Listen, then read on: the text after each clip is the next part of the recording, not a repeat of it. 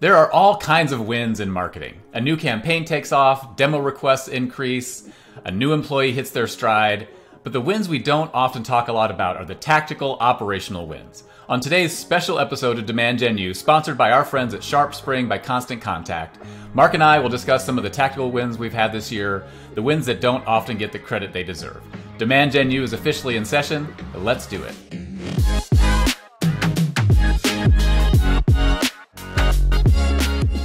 All right, Mark, so today's episode is a quick one, but before we jump in, I want to thank SharpSpring for sponsoring this episode. If you don't know them, please check out their website at sharpspring.com. But yes, since we only have, I think, 13 minutes, let's jump right in. We're going to talk about like a couple. We're going to try and get as many as we can in like 12, 13 minutes. Some of the tactical wins that we've had this year, and we'll try and give a little bit of color to them as well. And so, Mark, you want to get us started? Yep. So what would you say is like the biggest tactical win that we've had this year from an ops perspective? So there have been several, but I think in this, sometimes it's hard to prioritize or order these things because it's, sometimes, I don't know, I'll say sometimes they seem lame, but like it's actually like a big win for us. And so that's up. Yeah, I know. Yeah. Yep. And so I think for us, the way that we automatically qualify and funnel like demo request leads from the time they like raise their hand all the way through, honestly, the meeting and the opportunity, I think is really interesting. And we don't even think about it that often, I think, because it's all running so smoothly in the background. But so often we get positive feedback from not just our sales team, but from like prospects too. So for people who aren't familiar, just quickly run through what that process looks like.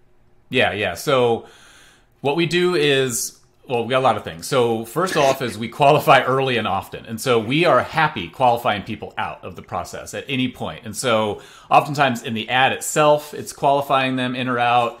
Through the ad, if it's like a conversation ad, we'll qualify them. And then also, like, if they then go through our automatic booking process, we sometimes will qualify them a third time. And so the qualification is a big part. Routing is a big part of that as well. And so in our process, somebody raises their hand. We start with an automated confirmation email, so they know, like, hey, we see you. We see that your hand is raised. Through that email, and it's pretty fun. It's fun, and we're always kind of funny and cheeky a little bit. Yeah, you're like waving like this, aren't you? Yeah, that's right. Yeah, I'm like, hey. Yeah, that's right. Yeah, so people have probably seen it.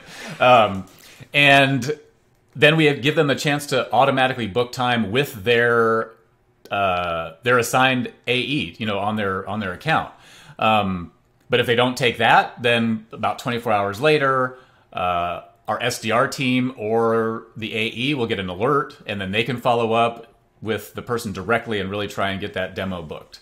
The other thing is with incentive. So we run a lot of incentivized demo ads. And so with that incentive, we don't give it before the demo, so like it gets delivered after. So we even automate that. And so the process is, if there's an incentive involved in the campaign, the automation knows that there is. And then as the AE dispositions the meeting event, then the gift card automatically gets fulfilled. Whether or not it's moving to an opportunity or not, they just say, hey, I had this meeting, then that gift card gets fulfilled.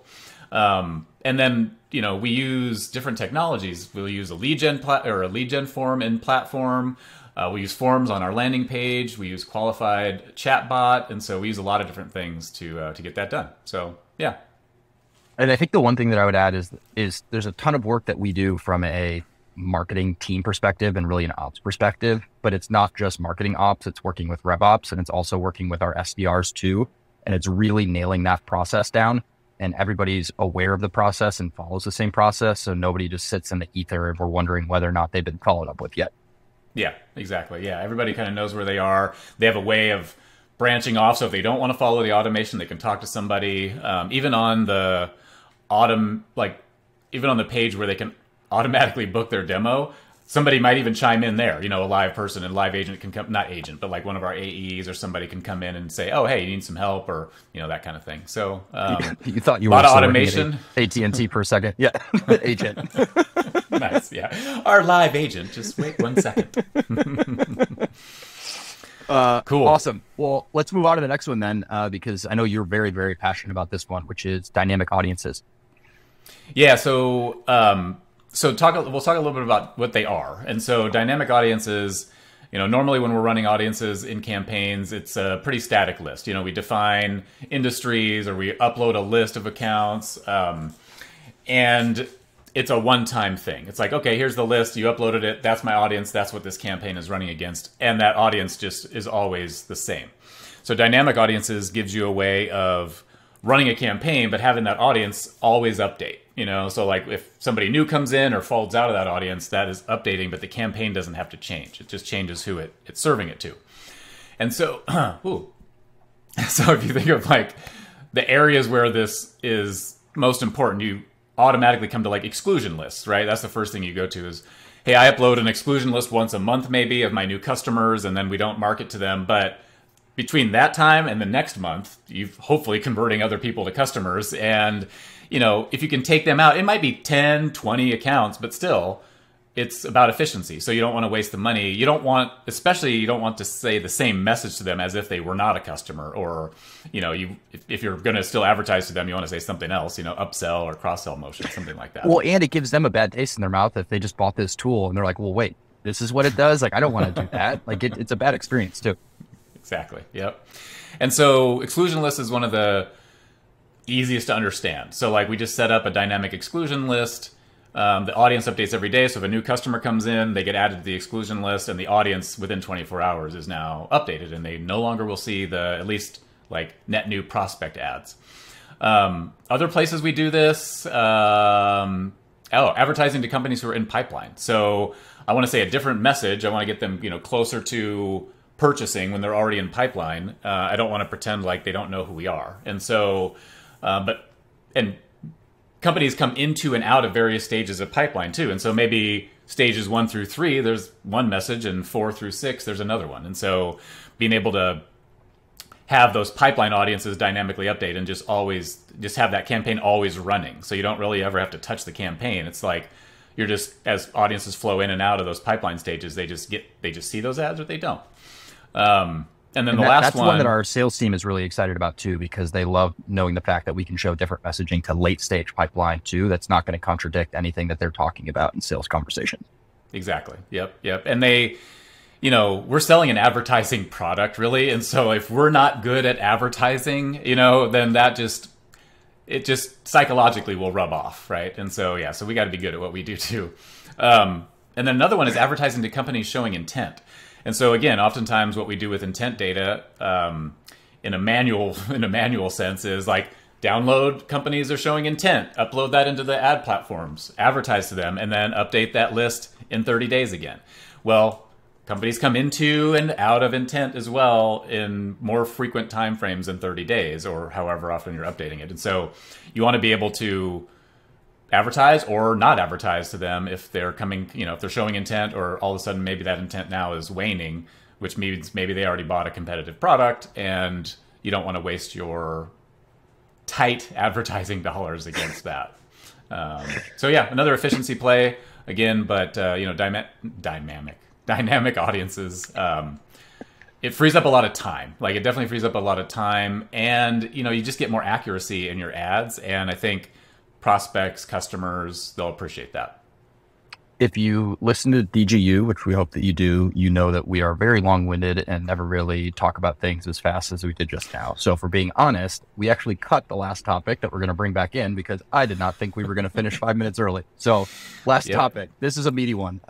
Cutting programs that look good from a vanity perspective, but weren't delivering revenue. So let's try to unpack as much as that we can in the time that we have. Yeah, so this one seems like a no-brainer, right? But like when you're in hyper growth at all costs mode, oftentimes efficiency plays get overlooked. And so all of us like to look at vanity metrics, like how's my campaign doing from a cost per this or cost per that. It's a little harder to look down deeper into pipeline and revenue. But, to really make sure your ads are working, it's important. And one of the examples that we have is with our incentivized ads. And so we noticed that only about 6% of incentivized ads were converting to revenue, whereas non-incentivized, we're converting to revenue at about 40%. And that's to a closed won revenue. But if we were to optimize those to pipeline, which is actually a pretty deep metric for marketers already, it would actually throw us off, because both of those, incentivized and non-incentivized, turned into pipeline at about the same rate, but then the conversion all the way to closed won was much lower. And so, yes, if you're already optimizing to pipeline, that's great, and it's probably good enough, you know what I mean? But there are going to be these situations, these interesting situations, maybe like when you're doing incentivized ads, that kind of maybe throw off the psychology, or maybe throw off a normal funnel in certain ways. And so, we like to take a look at, and we're not always looking at closed won, because also closed won is the lowest volume of stuff that you have too. And so if you just make all of your assumptions and all of your optimizations based on closed won, you'll be lagging, right? And so we look at closed won and the impact on closed won probably more like once a quarter. And then we back that up so that we know, like, okay, to get to this closed won, we know we need to have this much pipeline. We know we need to have this much demo requests, these many meetings. And we can walk it back and have benchmark metrics to know, like, we have to be hitting these around these, metrics in these earlier stages. And the reason pipeline is a good metric is because that usually will happen pretty quickly after a meeting.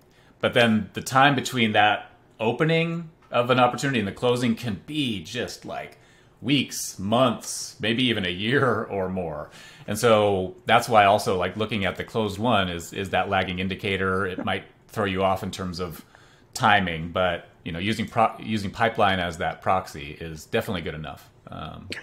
So we got a little bit of time left. This was not in the outline, but something that you said reminded me of this, and I thought it was really, really interesting. So can you share a little more around what we uncovered on lead gen forms and Gmails versus business emails and the impact on conversion? Yeah. So we noticed that with, so on our lead gen forms, we allow people to put any email address they want in there, because we are really good at enriching, and so, like, if they use their personal email address, we're like, oh, we can enrich that to business, so no problem. What we never really thought about was, well, what's the intent of somebody who will only give you their personal email address for a business experience or offer, versus their business email address? We never really thought about that. We were just like, let's streamline the process. Let's remove the obstacles, as many as we can. Let's let them put whatever email address they want in there. Well, when we actually looked at the data, that's where we started to uncover, again, a big difference in conversion to opportunity and also to closed won revenue. And it was, I'm talking like a 25 to 30% swing in difference in terms of conversion rates for people that started with a personal email address, even if we ended up communicating with them in business, which oftentimes didn't happen because we stayed in personal, for the whole time, versus the business. And when we finally saw that, it was like, oh, wow. And a lot of these were through the incentivized ads, right? And so, like, it kind of makes sense. Oh man, a company's going to offer me $100. I'm going to take that demo, but we're probably not right for the platform, or we're not ready for it. So I'm not going to give them my business email address, because I don't really want that attachment to, like, oh, I took this $100, so I'm going to do it on my own personal side. So once you start thinking of it from that perspective, it's like, oh, okay, maybe there is some intent behind that. And maybe the age-old thought of, hey, just allow any email address because you just want to streamline that process. Maybe that doesn't work. Maybe there's something else to that. And so we're actually in the process now of converting a lot of our probably all of our incentivized ads to require a business email address. Because, like, hey, if you're really in this for the right reason, you'll probably give up your business email address. So I think we are just about at time right now. We should do another episode on what we just talked about now, like, let's say 3 months from now, and see how it all played out, because I'm excited to see that. My mind was kind of blown when we first saw that stat, and I know yours was too. So I didn't think we would be able to do a DGU episode in 15 minutes. So this is, let's pat ourselves in the back here for this one. Yeah. Nice. Yep. That was fun. Again, Sharp Spring, thanks again for sponsoring this. Thanks for being part of Demand, everybody. And have a great day. Thanks, everybody.